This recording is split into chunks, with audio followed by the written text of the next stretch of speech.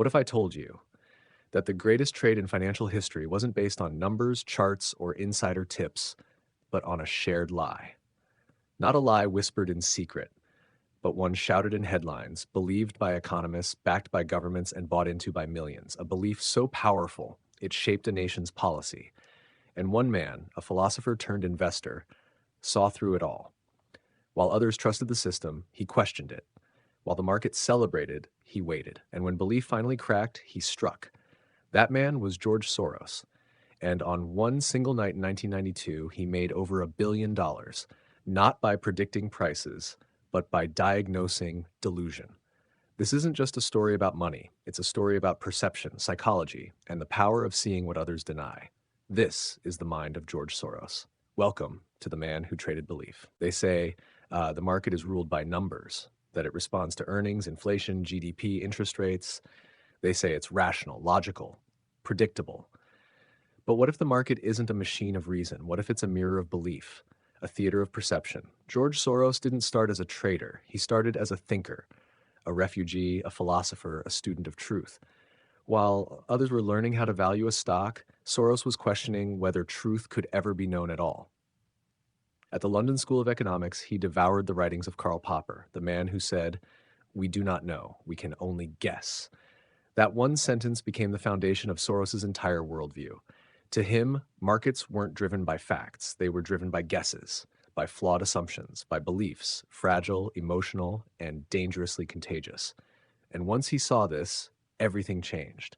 He realized the market doesn't just reflect reality, it creates it. Every time a trader places a bet, it isn't just data in motion, it's belief in motion. And when enough people believe the same thing, even if it's wrong, it becomes real, at least for a while. That's the terrifying beauty of it. Bubbles don't start with lies, they start with faith. Faith that something will go up, that this time is different, that risk doesn't matter. And when that faith spreads, reinforced by media, influencers, politicians, it becomes a story so big, so loud, that no one dares question it. But Soros always questioned it. He trained himself to find the cracks beneath confidence, to hear the tremble in the voice of certainty, to see the illusion before it breaks.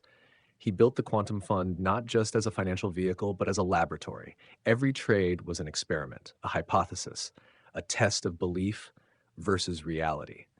And when belief became delusion, when the market started believing its own lie, he struck, not with emotion, not with fear, but with cold, brutal precision. Because for Soros, belief was never harmless. It was a weapon, one that could be used to manipulate prices, shape policy, control narratives, and in the right hands, collapse empires. Just look at 1992. The British government was committed to defending the pound. The public believed them. The press cheered them. Even investors with billions at stake closed their eyes and hoped. But Soros, he saw the disconnect.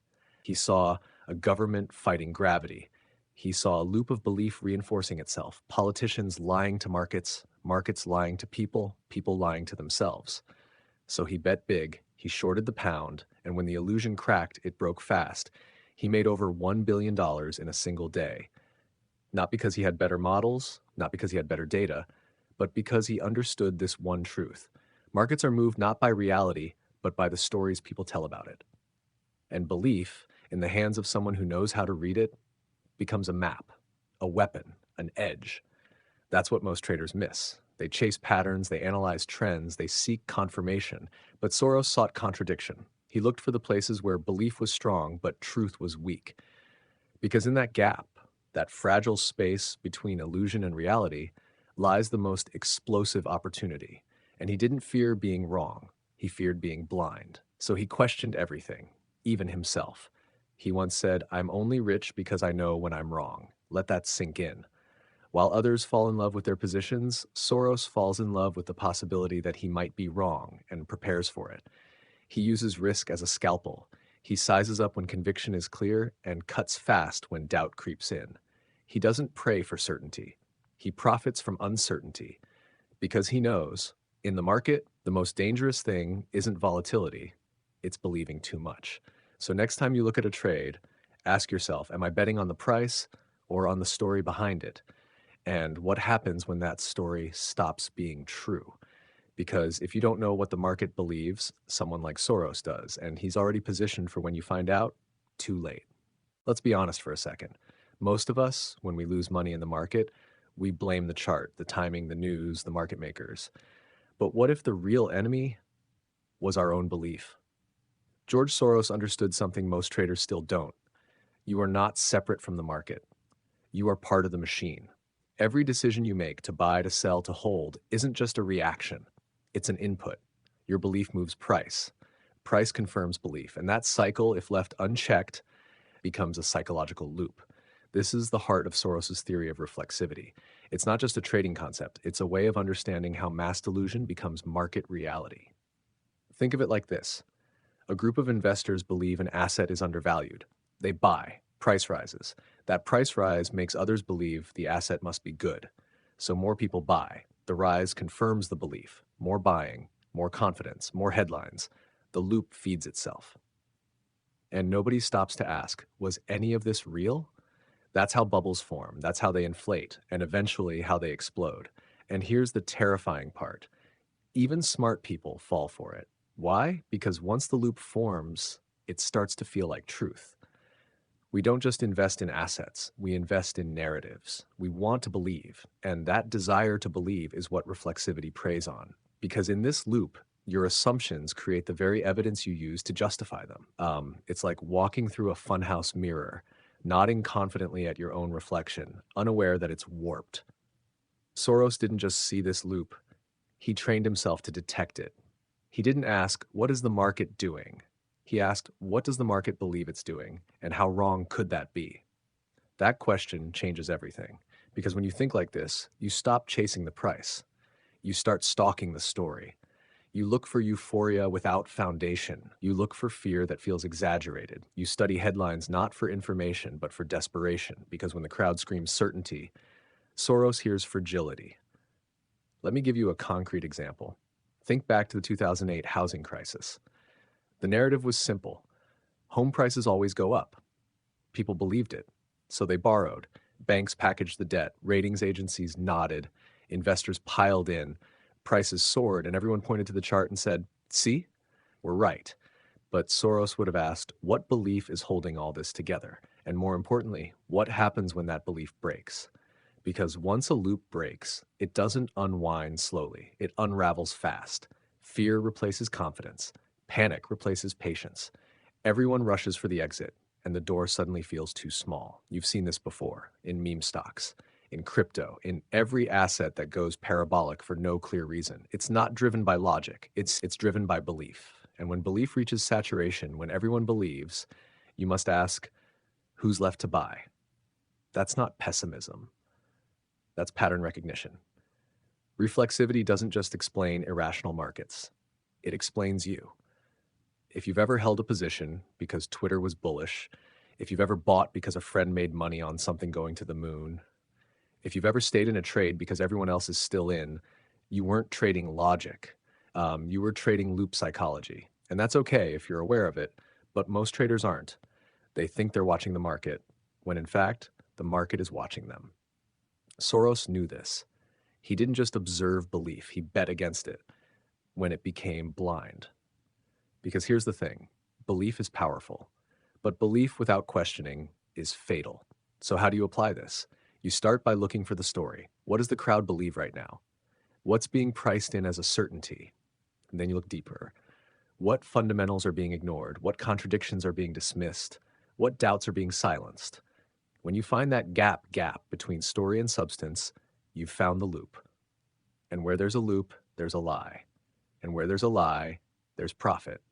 But only if you're willing to see it first. The crowd doesn't spot the loop. They are the loop. Your edge is stepping outside it, even when it feels uncomfortable, even when it feels insane. Because remember this, the louder the belief, the closer it is to breaking. Most traders are staring at the wrong thing. They're glued to candles, waiting for patterns, counting indicators like they're sacred signs from the market gods. Double bottom, buy, RSI overbought, sell, breakout, jump in. It feels logical, it feels professional, it feels safe. But here's the truth. Soros didn't care about your chart. He cared about your mind because he understood something almost no one else did. Price is not the beginning. it's the end.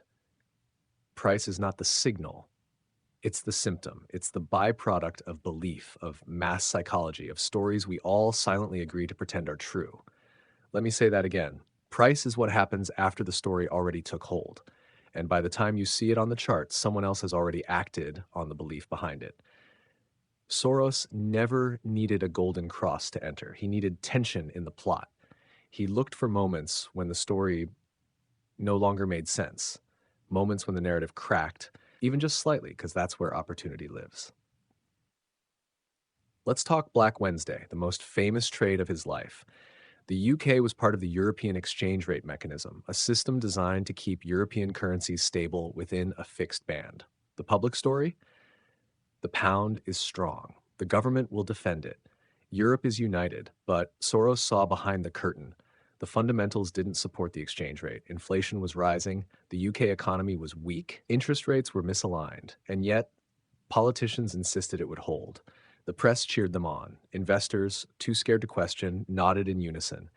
It wasn't just a bad policy, it was a fragile belief propped up by pride and fear. And Soros did what most never dare to do. He bet against the story. He shorted the British pound with $10 billion, not because of a chart pattern, not because of a MACD crossover, but because the narrative no longer matched reality. He didn't trade the price. He traded the moment when belief would crack. And when it did, the pound collapsed. The UK exited the ERM, and Soros made over $1 billion. That's the difference. He wasn't playing technicals, he was playing psychology. He wasn't trading data, he was trading delusion. Let's bring this back to you. Think about your last trade. Why did you enter? Because the chart looked strong? Because volume was up? Because it broke resistance? That's fine. But did you ever ask, what story is the market telling right now? And what happens if that story breaks? If not, you're not trading the market, you're trading a shadow of it. Because every chart is just that, a shadow, a reflection of thousands, sometimes millions of people reacting to a story they believe to be true. But when the story shifts, the shadow disappears. And you're left wondering, what happened? Soros trained himself to anticipate that shift. He read central bank speeches, watched sentiment surveys, studied news cycles, not to follow, but to find cracks. If the market believed inflation was transitory, he asked, what if it's not? If the market said the bull run is just beginning, he looked for signs that optimism had peaked. He didn't care if everyone agreed. He cared if everyone was too confident. Because that's when the story is the most fragile, right before it breaks. It's like a house of cards. Looks stable, feels stable, then one gust of reality, and it all falls. And here's where it gets uncomfortable. The better a story sounds, the more it's repeated, the more comfortable it makes people feel, the more dangerous it becomes. Because strong stories don't live in markets, they live in minds. And minds are emotional. So, how do you shift your mindset? Start by looking at your positions. Ask yourself, what is the dominant belief driving this price? Is it based on earnings, on sentiment, on hope? Now ask, what happens if that belief no longer holds? What evidence would break it? Not the price, the narrative. If you can't answer that, you're vulnerable. Because Soros would be on the other side, watching, waiting, not for your indicator to flash red, but for your confidence to quietly collapse. That's how he traded. He stalked the lie, he studied the believers, and when the story broke, he didn't hesitate. He pressed, not because it was comfortable, but because he was prepared. It's easy to be bold when the crowd agrees with you. It's easy to sound smart when everyone is saying the same thing. But that's not courage. That's comfort. True courage, it's quiet. It's uncomfortable. It's lonely. And sometimes it looks like madness. George Soros didn't become a legend by blending in. He became a legend by thinking differently, and more importantly, by acting on it when it mattered most. Go back to the eve of Black Wednesday 1992. The British government had pledged to defend the pound. The Bank of England was all in. The press echoed confidence. Investors clung to hope. The world believed in the story. But Soros, he saw the contradiction. He saw a narrative held together not by truth, but by fear. And he did the unthinkable. He bet against a nation, against a currency, against the will of a government, against the dream of European unity. While others trusted the speeches, he trusted the numbers. While the market was singing, he was sharpening his blade. That's not just strategy, that's psychological warfare. And to pull that trigger, you need something that no indicator can give you: emotional detachment. You need to silence the noise, silence the doubt, silence the doubts, the pressure, and trust something deeper: your logic, your preparation, and your willingness to be hated before you're proven right. Here's the truth nobody wants to say: you felt this before. That moment where everything inside you whispered, "This is wrong." But every voice around you said, "You're just being paranoid." That's not fear. That's your survival instinct. And most people ignore it because we want to belong. We want to be right together, even if we're wrong. We crave validation more than we crave truth. Soros didn't. He didn't need the crowd to clap. He didn't need Twitter to agree. He didn't need confirmation from the herd. He trained for that moment when everyone else said hold and he said short. When everyone saw strength and he saw the lie. Because in markets, the real danger isn't being wrong, it's being late. By the time the story collapses publicly, the profit is already gone. Soros acted before the crowd understood, because he knew belief is loudest right before it dies. You know this moment too, that stock that everyone loved but you felt was hollow, that rally that seemed built on hope, not substance. You felt it, but you hesitated. You scrolled Reddit, you checked influencers, you waited, and the moment passed. That gap between knowing and doing, that's where courage lives. That's where profit lives. But here's the uncomfortable twist: being contrarian hurts. It's not glamorous, it's not romantic, it's isolating, it's filled with doubt. It feels wrong until it works.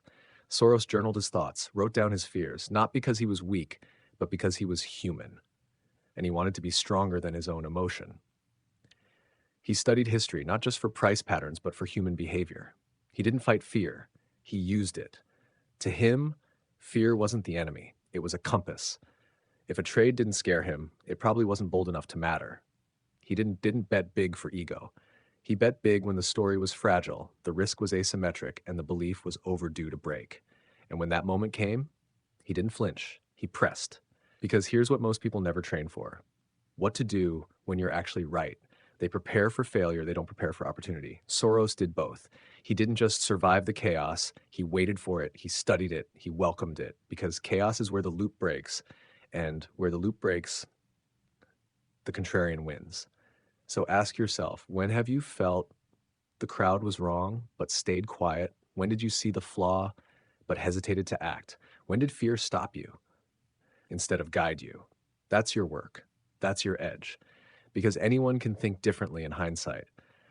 But to act on it while the world still believes, "Verdes pays," that's courage.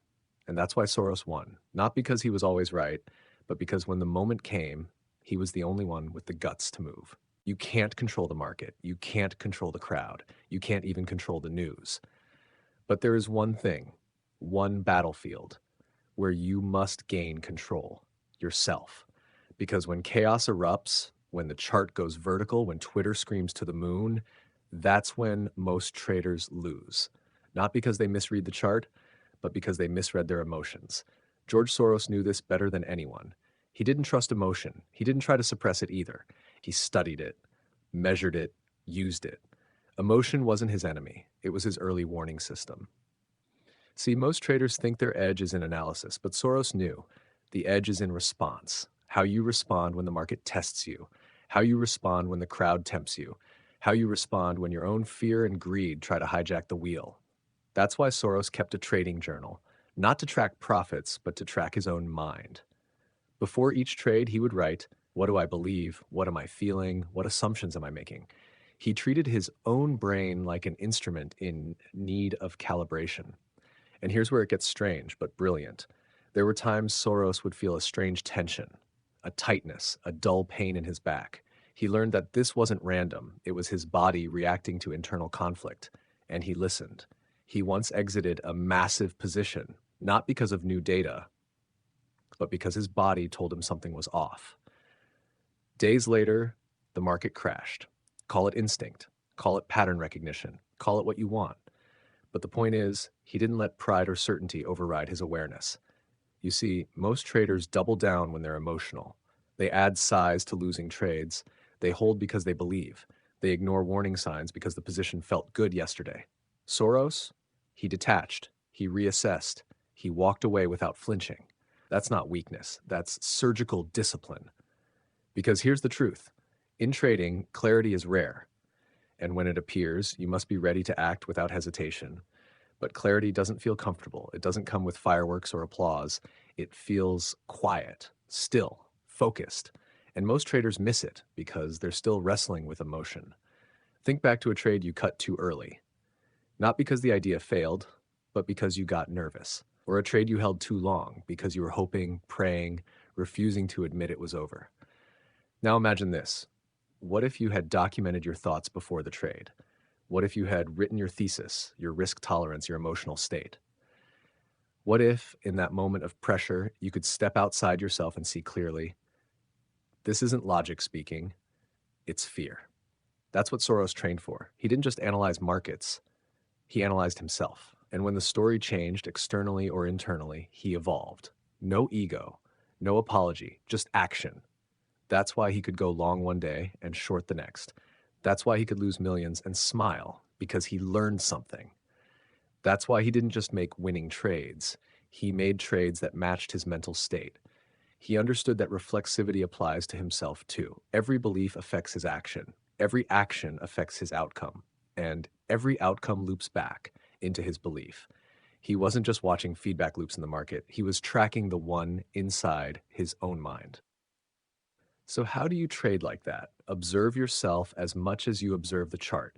Write down your assumptions before they blind you. Check your body, not for drama, but for subtle tension. Step back before stepping in. And most importantly, learn to separate your identity from your position. A losing trade doesn't make you wrong. A winning trade doesn't make you right. What matters is, did you follow your process? Did you stay aware? Did you remain objective when others were losing control? That's the work. That's the edge. That's precision over emotion. Because at the end of the day, the market doesn't punish your logic, it punishes your attachment. And Soros, he never got attached. He just got prepared. If George Soros were 30 years old today, he wouldn't be analyzing the British pound. He'd be on Reddit, he'd be scrolling Twitter, he'd be watching TikToks about meme stocks, altcoins, and AI plays, not because they're rational, but because they are reflexive, on steroids. Welcome to the modern market where belief spreads faster than truth and prices respond before fundamentals even move. Let's talk crypto. At the heart of every boom isn't a breakthrough, it's a story. Bitcoin is digital gold. Ethereum is the future of the internet. This meme coin will make you rich. None of that is data. None of that is certain, but it doesn't have to be. Because when millions believe something together, even for a short time, that belief becomes price. And as price rises, the belief feels more true. So more people believe, they buy, the price goes higher, and the loop spins faster. That's modern reflexivity. It's not slow, it's not subtle, it's viral. Now add social media to the mix. TikTok amplifies excitement. YouTube monetizes conviction. X, Twitter rewards bold opinions. Discord communities form echo chambers. Algorithms feed you what you already believe. You're not just watching the loop anymore, you're inside it. And here's the dangerous part. When your beliefs are constantly echoed back at you, they start to feel like facts. But Soros would ask, where is the story too clean? Where is the narrative too perfect? Where is no one asking the hard questions? Because that's where reflexivity builds the fastest and collapses the hardest. Let's take the 2021 Bitcoin rally. The story? Institutions are buying. Adoption is inevitable. Price hit $60,000, $65,000, $69,000. Media called it the new financial order. Retail flooded in. Companies changed their names to include blockchain and saw their stocks double overnight. Everyone believed. But underneath, hash rates were plateauing. On-chain data showed weakness. Regulation was tightening. The story was getting louder, not smarter. That's your red flag. Because in reflexive markets, euphoria is the signal, not the reward. It means the belief is overextended. It means the loop is running on fumes. It means someone like Soros is getting ready to strike. And it's not just crypto. Remember 2023, the AI stock mania? Companies added AI to their press releases and added billions in market cap overnight. Did their products change? No. Did their earnings justify the move? Not even close. But the belief, the hype, the momentum created its own reality for a while. That's modern reflexivity. And if you're not aware of it, you're trading someone else's story. So what would Soros do today? He'd track belief velocity. How fast is a narrative spreading? Is it hitting saturation? Who's left to buy? Who's afraid to question? And when the narrative tightens, when the belief becomes religion, that's when he moves. He's not trying to outcode the quants, he's outthinking the crowd. And you can too. Here's how. Watch sentiment like a hawk. Use search trends, Twitter mentions, YouTube views. Don't trade the hype, diagnose it. Study divergence. Are fundamentals lagging belief? Is price rising while value stalls? Detect the shift. When does confidence become cockiness? When does skepticism vanish completely?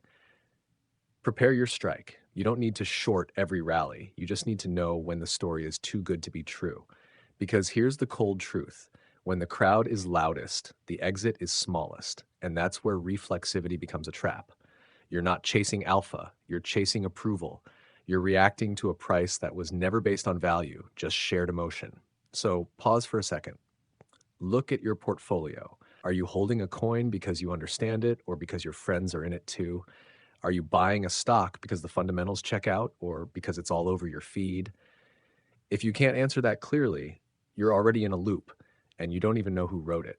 But Soros would, because he doesn't wait for the crash. He watches for the buildup, not the breakout, not the parabolic move, but the blind belief beneath it.